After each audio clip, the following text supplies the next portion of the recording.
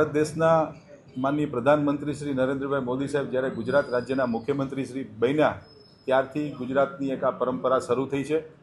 દરેક મહાનગરોની અંદર ગુજરાત ટુરિઝમ અને જે તે સત્તા મંડળ દ્વારા પતંગ મહોત્સવ કરવામાં આવે અને આ પતંગ મહોત્સવની અંદર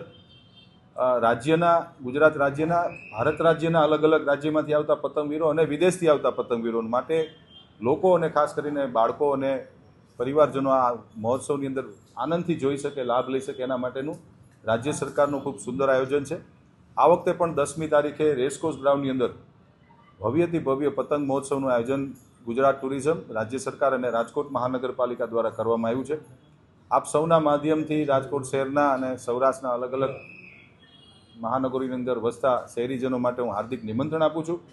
રેસકોર્સ ગ્રાઉન્ડની અંદર સવારે 9 વાગે આ પતંગ મહોત્સવ શરૂ થશે. આ મહોત્સવની અંદર 60થી વધુ અલગ અલગ દેશના પતંગવીરો કે જે રૂમ જેવડી પતંગ હોય, મકાન જેવડી પતંગ હોય અને જાડા આપણે દોરી વાપરતા હોય પણ આ તો જાડા દોરડા સાથે આકાશની અંદર પતંગ ઉડાડતા હોય છે. તો આ સૌ શહેરીજનો અને બાળકો, વડીલો, માતાઓ સૌ આ પતંગ મહોત્સવ જોવા આવે એવું રાજકોટ મહાનગરપાલિકાના ભારતીય જનતા પાર્ટીના શાસકો દ્વારા હું આમંત્રણ સૌને આપું છું. ધન્યવાદ.